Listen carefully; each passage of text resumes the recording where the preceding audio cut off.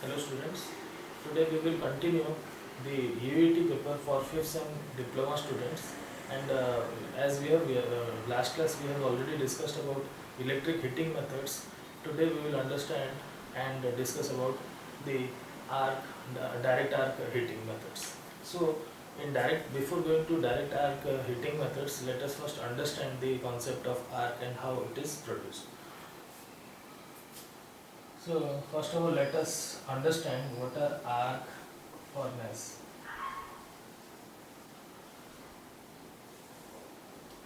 The first thing we should know that how a arc is produced and what is the temperature it it creates during an arc when an arc is struck.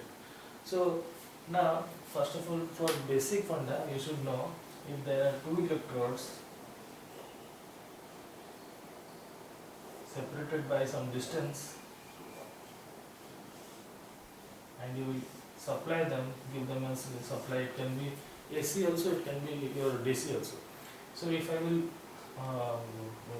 if I will excite them or I will give some supply potential, then what will happen?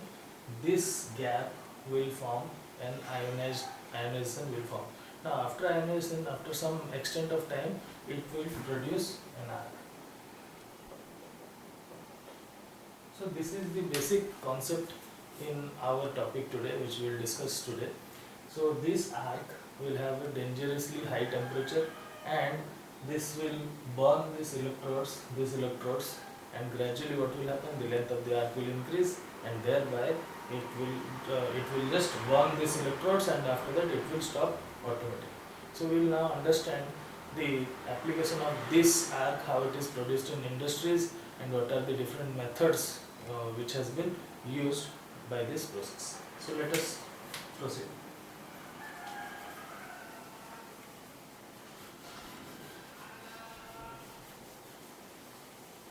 Student, first thing we should know, the arc temperature is around, not all arcs. If we produce a arc which will be for the household voltages only, we can create a temperature of about 3000 degree centigrade to 3500 degree centigrade.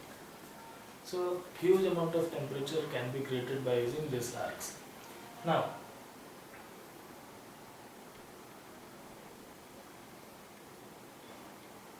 so we will now discuss the methods to strike an arc. So what are the methods to strike an arc? We will now discuss.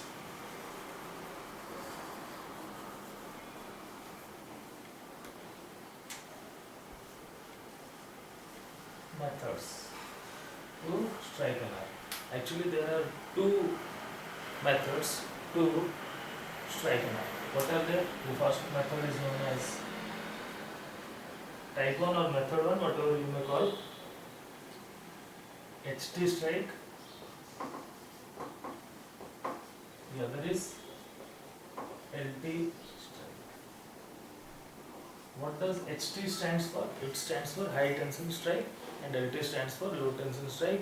And for simplicity, you know that this high tension means it is higher voltages above 1000 volts, and LT means below 1000 volt, can be called as your low tension voltages. Now, how this arc is produced, we will understand by LT strike methods, right? So let me draw a diagram first, then I will be able to make you understand.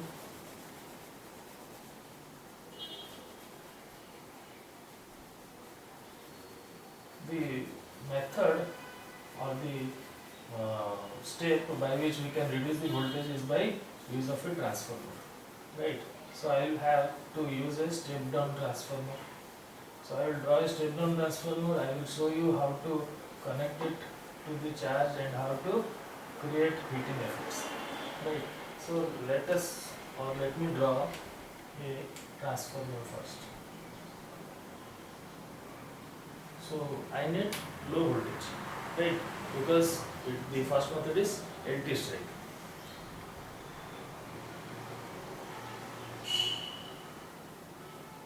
And this is the core, so this is the transformer. What I will do is I will provide AC supply through a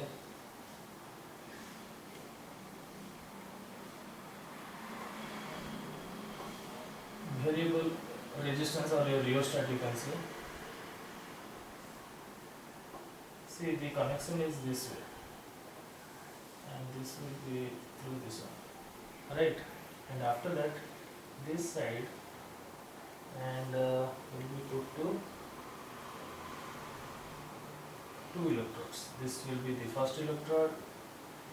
This will be the second electrode.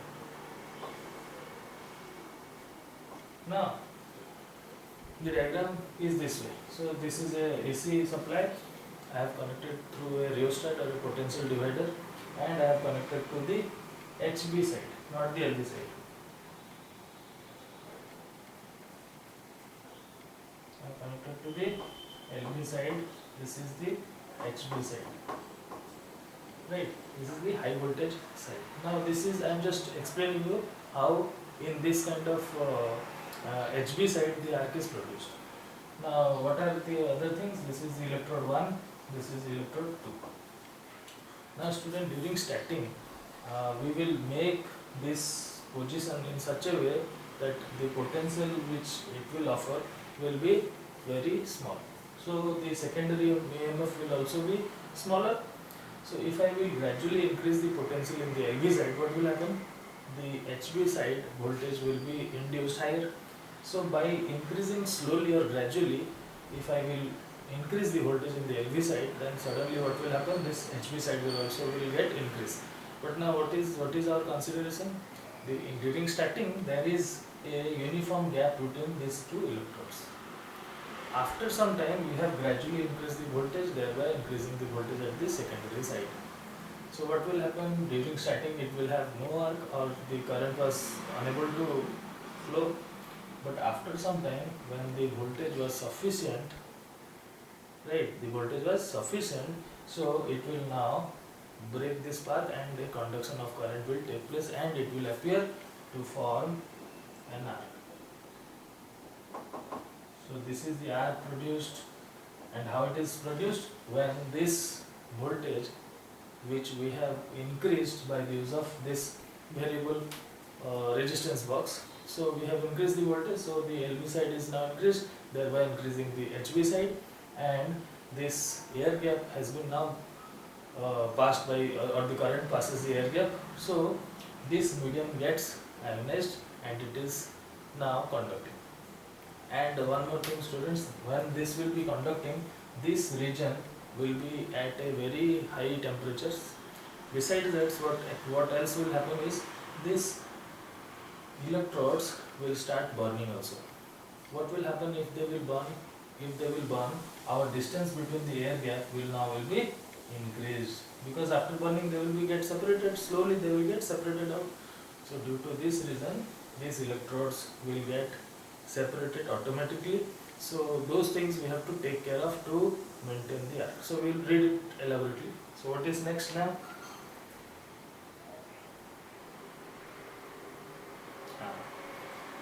So the HT required, so the high tension required depends, this high tension value which we have now induced over the secondary side depends upon the size of the and the nature of the air gap or the material which you have chosen to heat. So it will depend upon that material. If it is very much higher, then the voltage required will be accordingly higher. If it is a smaller amount of material which you are trying to heat at this air gap, then what will happen? The small voltage will also be able to strike. Now in the second method, this was the first method which was HT method. This method was HT strike. Now what will happen in the LT strike? Let me just clear this section, then we will understand about the LT strike.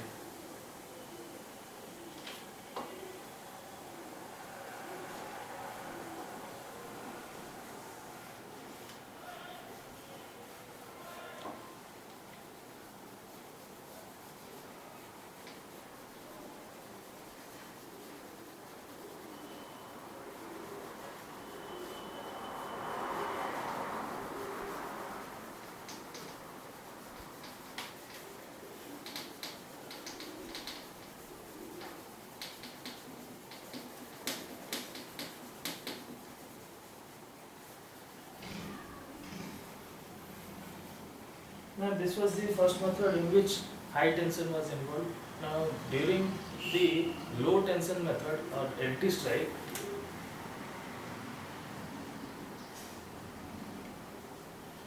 it takes place at the voltage which exists at our home only, maybe 230 volt, which can be called as low tension voltage is also. From that voltage, how to create a strike is when are when two charged electrode or excited electrodes. What do you mean by excited? That means they have been applied by some potential. So if those two electrodes are brought in contact with each other momentarily, and suddenly they will be separated. Suddenly they will be separated. To some distance, a arc will be formed. So I should repeat this sentence one more.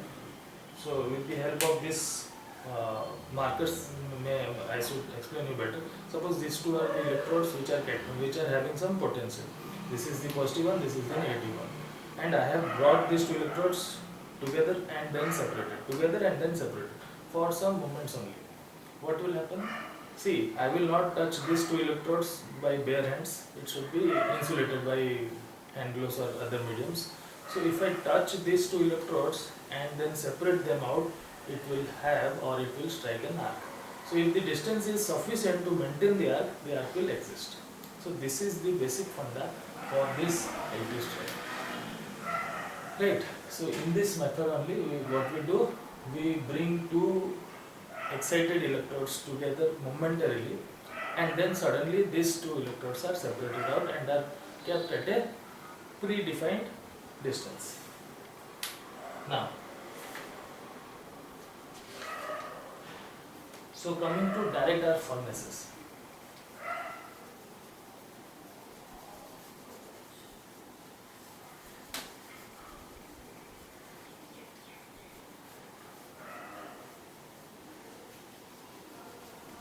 Coming to direct arc furnace. So this also I will explain you with the help of a diagram. So let us draw the diagram. So this contains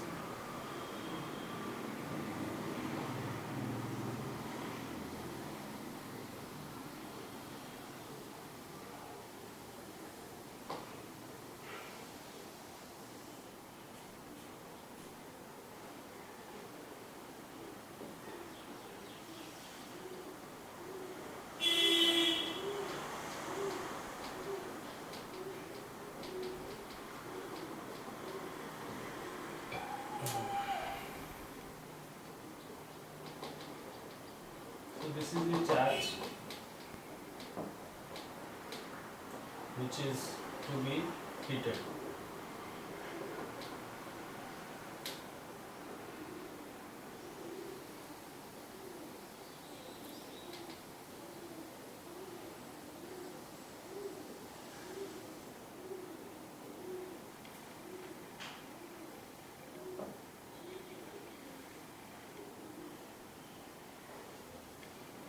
So this is the transformer, right?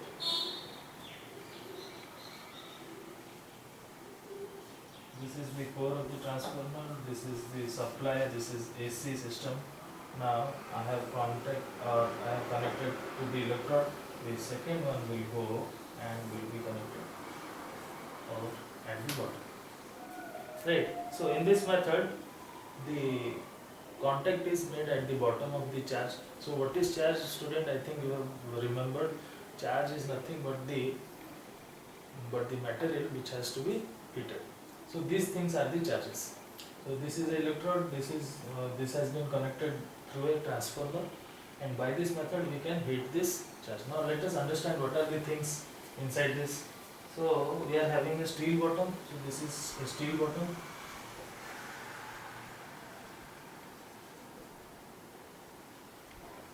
This one is a steel bottom, and there is a refractory lining.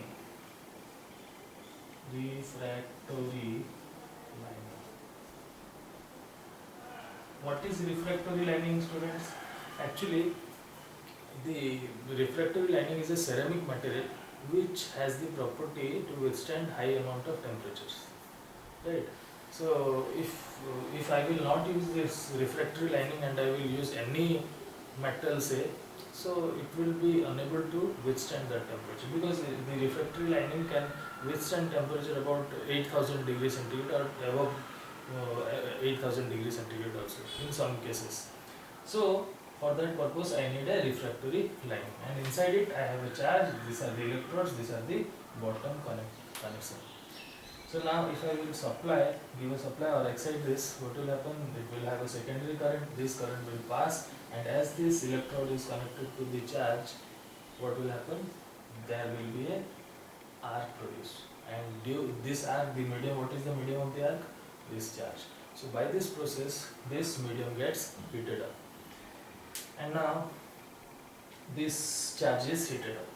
Now the last thing which we will discuss for today and we will end up today's class is the type of direct arc furnaces. Actually there are two direct arc furnaces. One is your conducting bottom and another is your non-conducting bottom. This was your conducting bottom arc furnaces. We will understand about the non-conducting arc furnaces in our next classes. So thank you for watching.